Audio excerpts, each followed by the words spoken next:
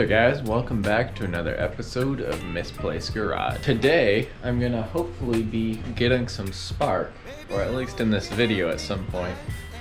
Last video I connected everything up to the ignition coil that needed to be connected, and it's getting power, it's not sparking, but I realized it can't spark because the ECU doesn't know when the timing is because I don't have this crank angle sensor wired in, so I believe that is my issue. So if it doesn't know if the motor's even turning over, basically why would it spark, sort of thing. So that's next on the list to wire in. I also picked up a bunch of parts to the puzzle, and hopefully I can get this thing cooking here soon. I picked up some oil. Obviously it needs new oil. It still has the oil in the motor from when I bought the engine, and I don't know how old that oil was, and it is very dark, so I'm gonna replace it before I continue to cycle the motor over. I figure it's probably a good place to start. It's just cheap oil just to get something new in there.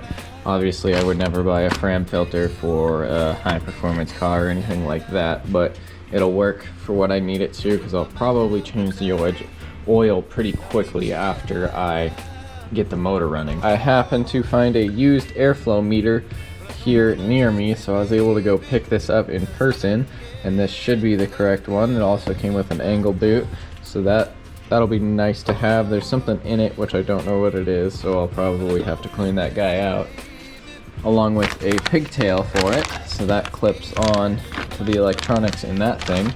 And I also bought a radiator here.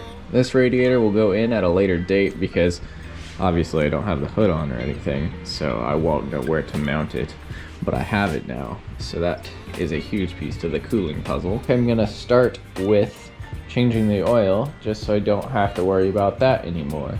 Alright guys, well I got the oil all drained out. It looked pretty good, no like major metal shavings that I can see from up here. I'll wait till I pull it out down there.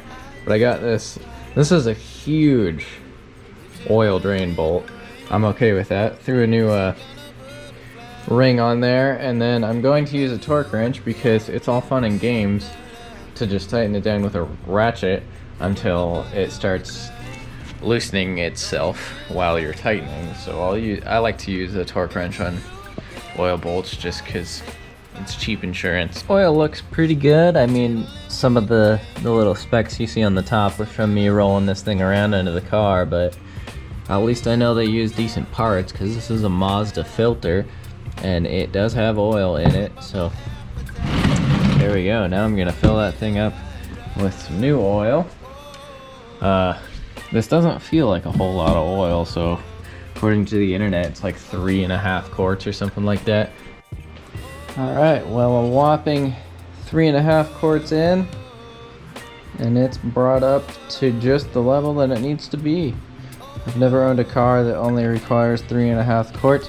Heck, I've never owned a car that requires under 5 quarts of oil, I think. So this is very economical here when you're doing oil changes. Heck, I'd do them more often if it's less money, you know? Now that that's done, I feel a little bit more confident about turning this motor over.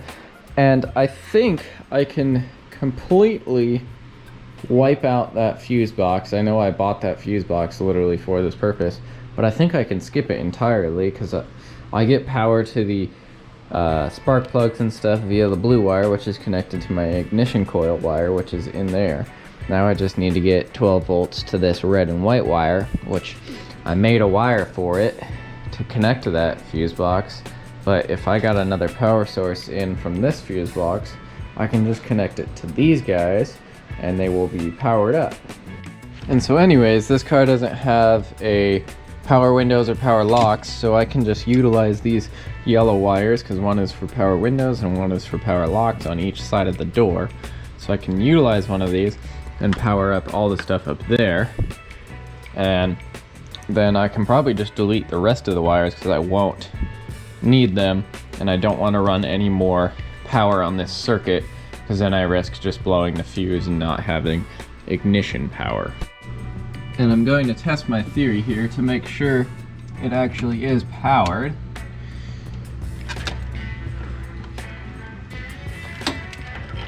So I need DC 20 volts here. And I'm getting 12 volts. So this should power up the injectors and all those other sensors that I need. Got this guy wired in here. I used a little bullet connector just because it's quick and I can change it pretty easily, and then I left enough wire here for me to be able to put a different connector on there if I decided to. But in theory now, it is mostly hooked up, other than the airflow meter, but that can be hooked up at any time, I think. Alright, well, I have hit a pretty monumental moment for this engine swap. The lights are off for a reason, and that is because I got myself some spark. Check this out. Hopefully you guys will be able to see it. I put a block there. Yeah. That is a thing of beauty right there. This is a huge turning point in this engine turning on. Man, this has been a long time coming. I've got spark, I've got power to the injectors, now I just got to wire in the mass airflow sensor, or I guess the airflow meter, a little different. I got to wire that in, fill the fuel cell with fuel, and this thing should, in theory, start up.